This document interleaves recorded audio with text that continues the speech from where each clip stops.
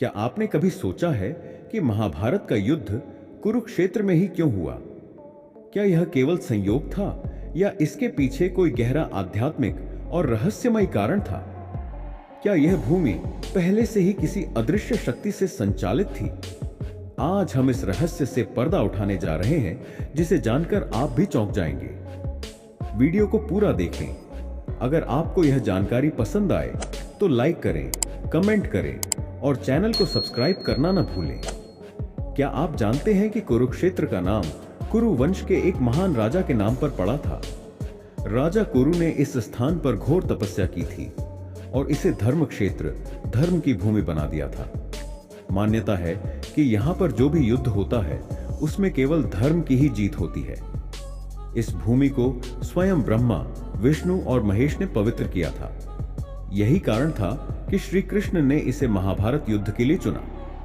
प्राचीन कथा के अनुसार एक समय राजा कुरु इस स्थान पर आए और इसे आध्यात्मिक केंद्र बनाने का निश्चय किया। उन्होंने यहाँ अपने ही हाथों से हल चलाया और खेती करने लगे। लेकिन यह कोई सामान्य खेती नहीं थी। वे सत्य, दया, तप, शौच, पवित्रता, क्षमा, श्रद्धा, योग और दान जैसी सद्गुणों की फसल उगाना चाहते थे। उनकी तपस्या से प्रसन्न होकर भगवान विष्णु प्रकट हुए और वरदान दिया, यह भूमि अब धर्म की भूमि होगी। यहां लड़ा गया कोई भी युद्ध केवल धर्म की रक्षा के लिए होगा। इसका अर्थ था कि महाभारत का युद्ध भी धर्म और अधर्म के बीच था। इसीलिए श्री कृष्ण ने इसे चुना। क्या आप जानते हैं कि भगवान परशुराम का भी कुरुक्षेत्र से गहरा संबंध था? भगवान परशुराम ने 21 बार पृथ्वी को अधर्म से मुक्त करने के लिए युद्ध किया था। उन्होंने कुरुक्षेत्र में आकर अनेक यज्ञ किए और इस भूमि को अत्यधिक शक्तिशाली बना दिया। कहा जाता है कि इस भूमि पर किए गए यज्ञों की ऊर्जा आज भी यहां मौजूद है। इसीलिए श्री कृष्ण ने इस भूमि को युद्ध के लिए चुना, क्योंकि यहां मरे हुए योद्धाओं को सीधा मोक्ष प्राप्त होता। भगवान श्री कृष्ण ने अर्जुन को भगवत गीता का उपदेश कुरुक्षेत्र में ही क्यों दिया?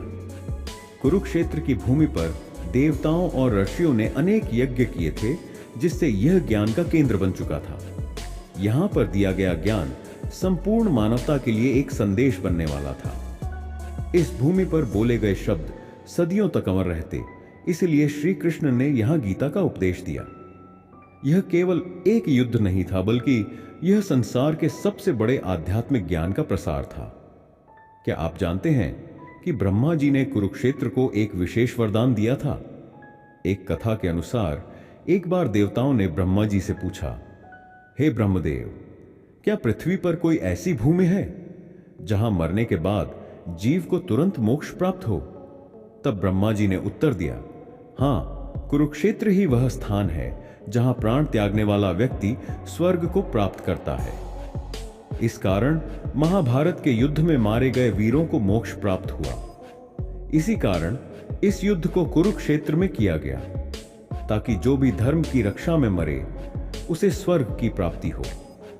आज भी वैज्ञानिक मानते हैं कि कुरुक्षेत्र की भूमि में एक विशेष प्रकार की ऊर्जा है। यहां की मिट्टी में चुंबकीय शक्ति अधिक पाई जाती है। यहां पर ध्यान और योग करने से शरीर में सकारात्मक ऊर्जा बढ़ती है। यहां पर किए गए कार्यों का प्रभाव लंबे समय तक रहता है। इसका अर्थ था कि यहां पर हुआ महायुद्ध केवल एक इतिहास नहीं, बल्कि एक अनंत ऊर्जा का स्रोत बनने वाला था। आज भी कई लोग मानते हैं कि कुरुक्षेत्र की भूमि पर अदृश्य शक्तियां मौजूद हैं। कई भक्तों को यहां ध्यान करने पर अलौकिक अनुभव होते हैं। कहा जाता है कि रात के समय कभी कभी यहां युद्ध की ध्वनि सुनाई देती है। कुछ साधु मानते हैं कि यहां आज भी दिव्य आत्माएं वास करती हैं। श्री कृष्ण ने इसे केवल युद्ध भूमि नहीं, बल्कि एक दिव्य तीर्थ स्थल बनाया था, जो अनंत काल तक ऊर्जा प्रदान करता रहेगा। अगर आपको यह वीडियो पसंद आया तो इसे लाइक करें, शेयर करें और कमेंट में अपनी राय बताएं। ऐसे ही और भी रोचक और रहस्यमयी वीडियो देखने के लिए चैनल को सब्सक्राइब जरूर करें। जय श्री कृष्ण।